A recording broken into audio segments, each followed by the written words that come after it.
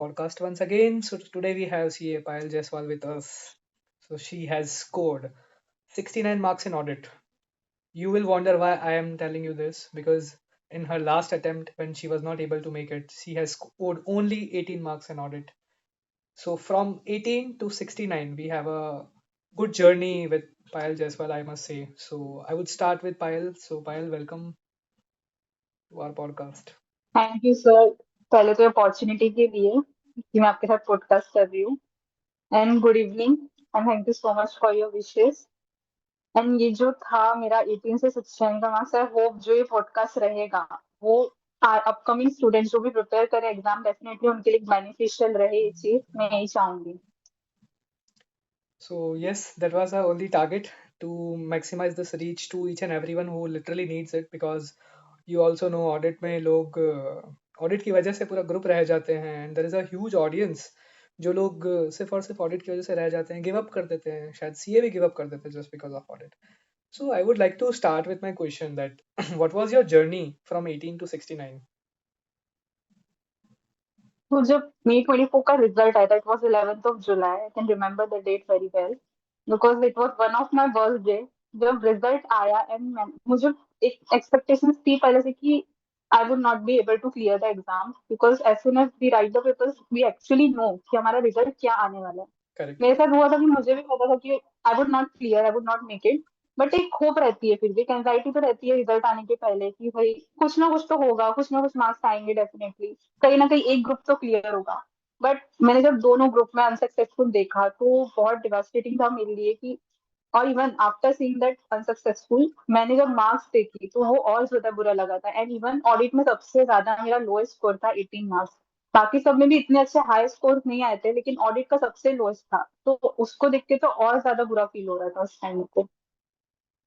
So basically, I can say कि overall हम लोग रह गए हर जगह लेकिन audit was one of the main thing and अब उल्टा मेरा क्वेश्चन ये रहेगा कि मुझे लगता था कि सपोज केवल ऑडिट की वजह से हम रहे बट अब अगर मैं बोलूँ कि हम लोग सब जगह भी नहीं निकल पा रहे थे एंड जिसमें भी ऑडिट और सारी चीजें 3 महीने के अंदर मैनेज करना देन आपने दोनों ग्रुप शायद एक साथ निकाल दिया अभी राइट देन 3 महीने के अंदर वापस गिव अप नहीं करना उस फीलिंग के साथ वापस से अपने आप को स्ट्रेंथन करना then again you have to appear for your exam and then in this attempt you have you know you are able to do both the attempts both the groups in the same attempt right so what was your strategy behind that what was your thinking behind that I mean I would like to start कि जब आपने 18 marks audit में देखे तब आपकी क्या feeling थी and then मतलब आपको देख के क्या लगा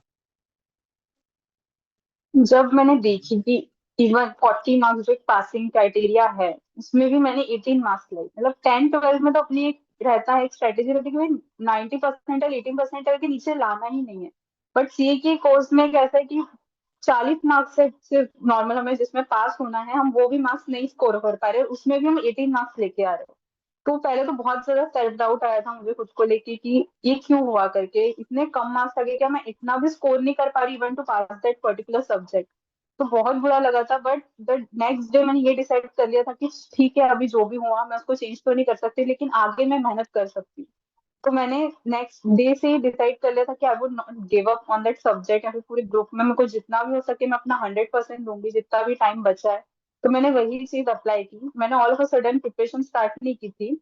मैंने अगस्त से ही प्रिपरेशन अपनी स्टार्ट की थी बेसिकली 2 मंथ्स मेरा थोड़ा खुद को प्रिपेयर करने में गया था मेंटली कि वैसे भी तभी और सेल्फ बेस्ड ऑनलाइन मॉड्यूल्स के भी शुरू था एग्जाम्स तो उस समय मैंने सोची कि अभी इस चीजों को मैं नहीं देख पा रही हूँ टाइम तो एटलीस्ट मैं ये चीज कवर अप कर लूँ.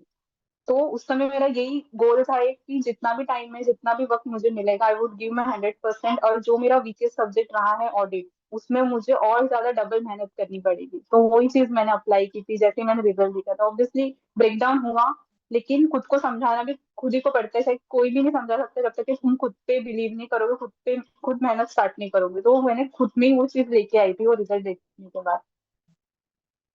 सो हम बोल सकते हैं कि यू आर एक्सट्रीमली डेडिकेटेड और it's literally really difficult to accept the result and again keeping yourself challenged and again start for the same thing so I think you have chosen that way कि आपको वापस से मेहनत करना है and then you have to appear for November exams and that too with a very good marks so I would like to start that what was the strategy behind that what the strategy you have adopted if our viewers can know and they also can take the benefit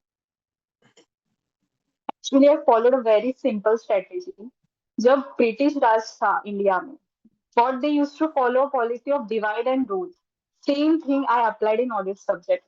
जब मैंने उस topic start subject start की थी तो मेरी एक proper मैंने consistently एक चीज सोची थी कि डेली में 3 to 4 आवर्स उसको दूंगी। जनरली स्टूडेंट्स क्या करते हैं कि वो सब्जेक्ट को 8 to 10 आवर्स दे देते हैं एक दिन में, एंड फिर उनको बोर होने लग जाता है एंड वो उस चीज पे गिव अप कर देते कि नहीं होगा।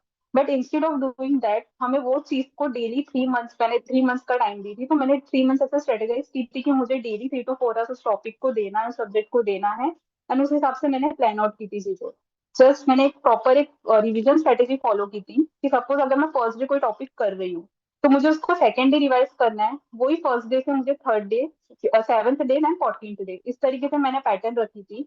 एंड वो चीज नेक्स्ट डे जैसे second day third day and carry on same same pattern में, तो उस वजह से एक क्यूमुलेटिव पैटर्न मेरा डिराइव हुआ था उस चीज से कि मुझे किस किस दिन कौन से टॉपिक्स करने हैं। एंड इसके लिए मैंने एक डायरी भी मेंटेन की थी कि मेरा किस तरीके से वो ट्रैकिंग हो रही है, क्योंकि ऑब्वियसली इतना सब एक साथ मैनेज करना इजी नहीं है। तो अगर तुम डायरी मेंटेन करोगे, डेली टॉपिक्स लिखोगे कि तुमने आज क्या किया और तुम्हें नेक्स्ट डे क्या करना है और 7 डे क्या करना है, तो जिस दिन तुम्हारा डेली टारगेट रहेगा तुम एक्चुअली देख पाओगे कि हाँ इस दिन मुझे टॉपिक को दोबारा रिवाइज करना है।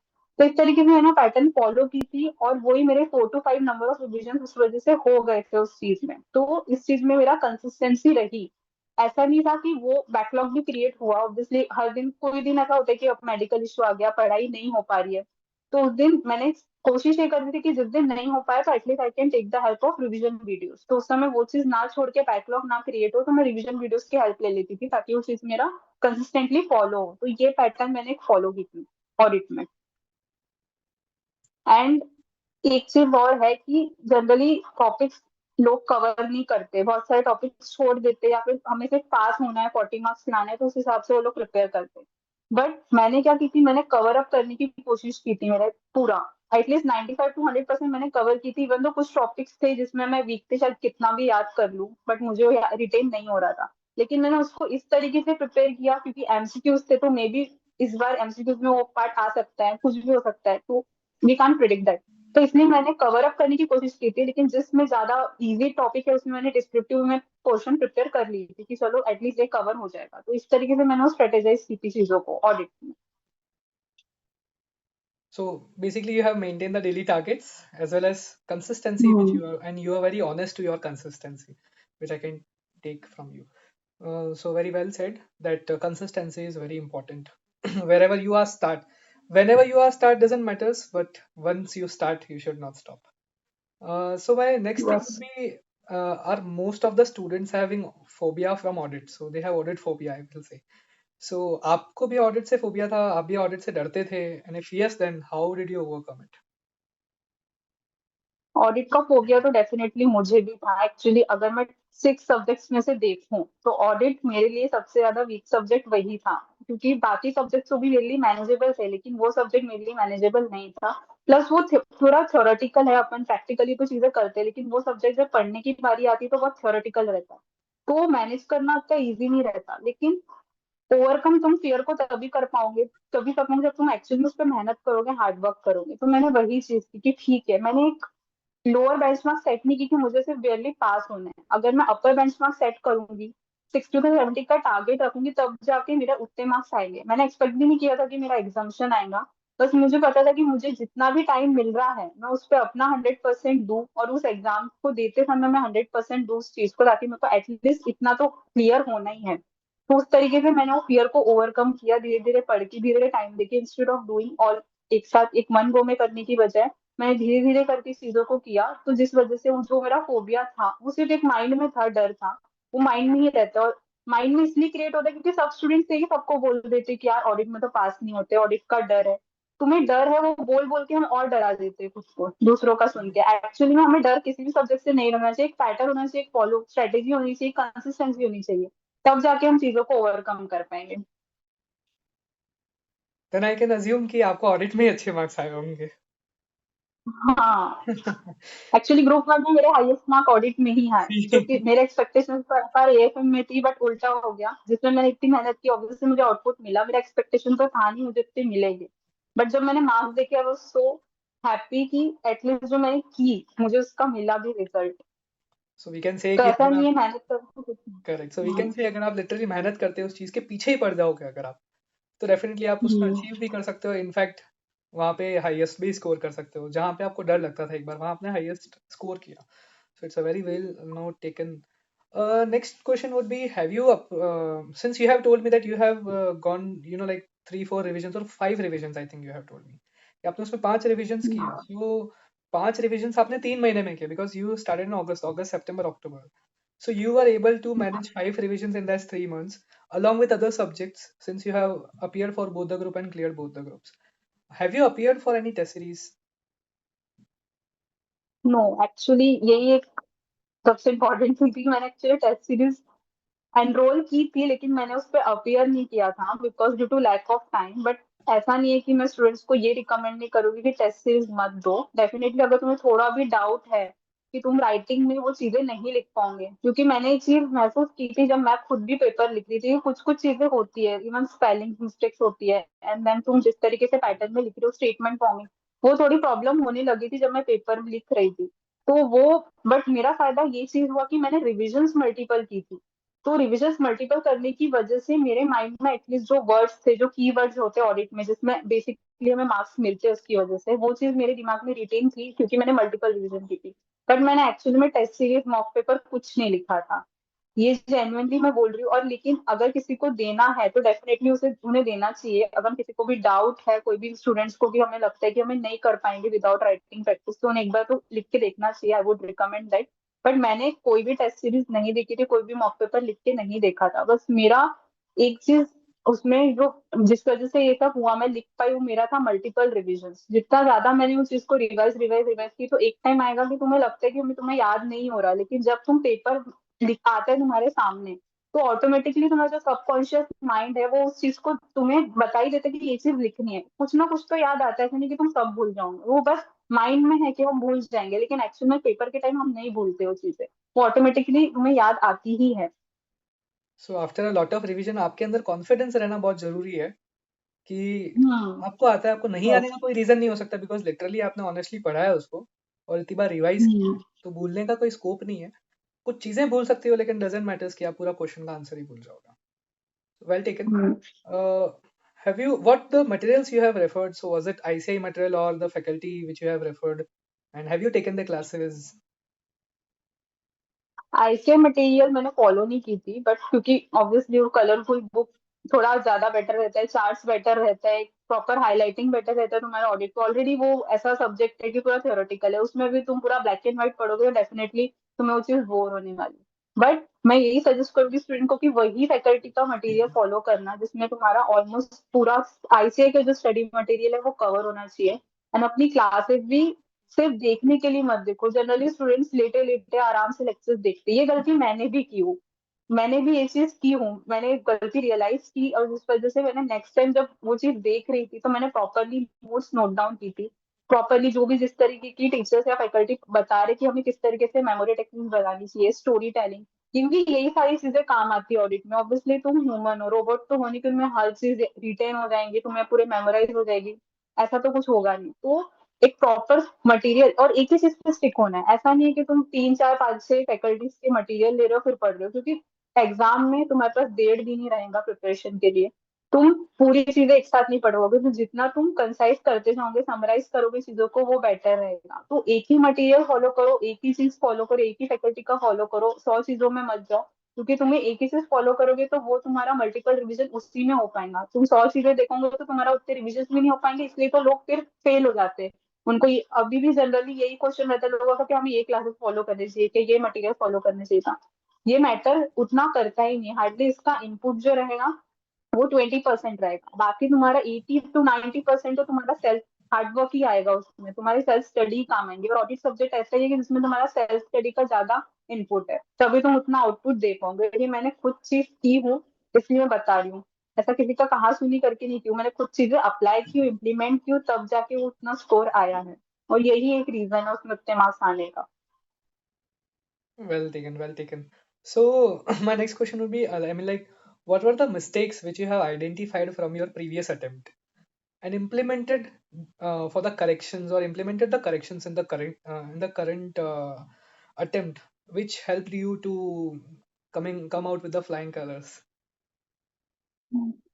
जो प्रीवियस अटेम्प्ट में मेरी मिस्टेक रही थी ना, वो था प्रॉपर टाइम मैनेजमेंट नहीं करना, कंसिस्टेंसी थोड़ी बीच में ब्रेक डाउन होना, एंड प्लस रिविजन्स मल्टीपल नहीं करना, खास करके ऑडिट सब्जेक्ट में। बाकी सब्जेक्ट में तो at least you can cover up 2 to 3 revisions, but ये सब्जेक्ट में तुम्हारे मल्टीपल रिविजन्स लगेगी और तुम्हें उसको छोड़ना नहीं है। जनरली लोग 15 डेज का टारगेट देते हैं, 7 डेज का टारगेट देते हैं, फिर छोड़ देते हैं, तो काफी वो टाइम लैग हो जाता है, फिर वो टॉपिक को तुम वापस से रिकॉल करने में बहुत ज्यादा डिफिकल्टी होती है। तो instead of doing that, you should follow कि तुम्हें कंसिस्टेंटली वो चीज करनी है, डेली करनी है, 3 मंथ्स में जितने भी तुम्हें एक पर्टिकुलर टाइम दे देना है कि हमें अलॉट कर देना है ये चीज। तो यही चीज, ये गलती मैंने पहले की थी कि मैंने पहले पूरा का पूरा एक साथ ही कवर कर ली थी, जिस वजह से मेरा रिवीजन उतने हुए नहीं थे और मेरी प्रैक्टिस भी उतनी हुई नहीं थी। लेकिन जब अभी 3 मंथ्स का टाइम था, इवन मेरे पास कम ही टाइम था पहले के एग्जाम के कंपेरेटिवली, तब मेरे पास ज्यादा टाइम था। तो मैंने जब 3 मंथ्स के हाथ में, तो मैंने प्रॉपरली टाइम मैनेजमेंट, हर जो सब्जेक्ट को कब कब कितना टाइम देना है, वो मैंने बेटर अप्लाई की थी। और इस वजह से वो चीज प्रॉपरली थिंग्स उस तरीके से हुई, तब जाके वो मेरा मार्क्स इतने आए हैं। तो यही तरीका, ये बहुत सारी मिस्टेक्स हुई थी जो मैंने कोशिश की थी कि, और अभी मिस्टेक की थी, ऐसा नहीं, ये वाले एग्जाम प्रिपरेशन करते सभी मिस्टेक्स हुई थी, लेकिन जो पहले की थी वो मैंने सोची थी कि अब वो चीज नहीं वापस दोबारा रिपीट करनी है, और कंसिस्टेंसी मेंटेन करनी है, प्रॉपर टाइम मैनेजमेंट मेंटेन करना है, जो तुमने डेली टारगेट्स सेट किए हो उसको कवर करना ही है, नहीं तो फिर और बैकलॉग क्रिएट होंगे, और जो प्रीवियस टारगेट रहेंगे वो नहीं हो पाएंगे, उस वजह से हमें वैसे भी डिमोटिवेशन होगा नेक्स्ट डे कि यार ये नहीं हुआ, फिर नेक्स्ट डे कैसे होगा। तो ये चीज मैंने नहीं की थी, हर दिन मैंने अपने आप को मोटिवेटेड रखी और कोशिश करी कि डेली के टारगेट्स मेंटेन हो, प्लस कंसिस्टेंसी, तो consistency is the key to success, ये सही है। अगर कंसिस्टेंसी मेंटेन नहीं करती तो डेफिनेटली उतना आता भी नहीं और वो चीजें मैनेज भी नहीं होती, बट ये सोचना ही नहीं है हमें कि नहीं हो रहा, नहीं हो रहा है, डेली करते जाओ, एग्जाम के टाइम सब प्रॉपरली हो जाएगा, बस सेल्फ बिलीव रखना। So basically, the one taken back point here is consistency, which is very important. Yes. And we have seen that because of the consistency being the major factor, students are not able to achieve their result. I'm not talking about all the students, but major of the students. So I think my last question would be, since in our new syllabus, ICI has implemented MCQs, the compulsory MCQs in all the subjects, whether it is theory or practical. So, up to what extent you have covered the syllabus? How it was helpful for MCQ, solving the MCQs? तो MCQs के perspective से आई would say कि तुम कोई भी topic को छोड़ो मत, कवर एटलीस्ट 90 to 100, मतलब 95 to 100% तो कवर करना ही है। कुछ चीजें नहीं होंगी तुम्हें याद, बट तुम्हें पढ़ना एक बार सब है, क्योंकि एमसीक्यूज में चीजें ऐसे हो सकती है कि कुछ ऐसे क्वेश्चंस आ जाए जो तुमने टॉपिक छोड़ दिया, and it is very easy to score in MCQ rather than descriptive. And ये इस अटेम्प्ट में हुआ भी था, November 24 में आधे से ज्यादा बच्चों का यही रिव्यू था कि भाई ये पूछ लिया जो हमने पढ़ा नहीं था। तो कवर सब करो, लेकिन जो तुम्हारी बेस्ट चीज में तुम अच्छा स्कोर कर सकते हो उसको और अच्छा बनाओ, लेकिन कवर सब करो। एमसीक्यू पैटर्न जो है उसको डील करने के लिए तुम्हें कवर सभी करना पड़ेगा, क्योंकि यू नेवर नो कहाँ से क्वेश्चन आ जाए, और ये हर सब्जेक्ट में होता, not in audit, FR AFM हर जगह यही हुआ था इस वाले अटेम्प्ट में, कि कहीं से भी क्वेश्चन पूछा था जो हमने एक्सपेक्ट नहीं किया था कि ये टॉपिक से भी आ जाएगा, वाले टॉपिक से भी क्वेश्चन आए थे यानी पूछ लिए थे। तो डेफिनेटली तुम्हें कवर हर चीज करनी है। हो सकता है 100% तुम्हारा हर टॉपिक नहीं हो सके, मेरा भी नहीं हुआ था, बहुत सारे ऐसे स्टैंडर्ड से ऐसे टॉपिक्स थे जिसमें मेरा 100% कवर नहीं हुआ था, बट ऐसा नहीं था कि मैंने उसे एक भी बार नहीं पढ़ा। पढ़ा मैंने एटलीस्ट 1 2 बार था, लेकिन उसको उतना 100% नहीं दिया था। बाकी चीजों को एटलीस्ट मैंने ऐसा स्ट्रॉन्ग बनाई थी कि चलो इसमें से कोई क्वेश्चन आ गया, एमसीक्यू आ गया, so I would be able to tackle that. तो ये सब्जेक्ट, ये चीज मैं हर चीज में रिकमेंड करूंगी, not even in audit, FR AFM हर चीज में तुम एटलीस्ट कवर 80 to 90% तो कवर करो। और ऑडिट में इसलिए कवर करो पूरा पोर्शन बिकॉज वो थ्योरेटिकल सब्जेक्ट है एंड उसमें से कहीं से भी कुछ भी पूछा जा सकता है। Well taken.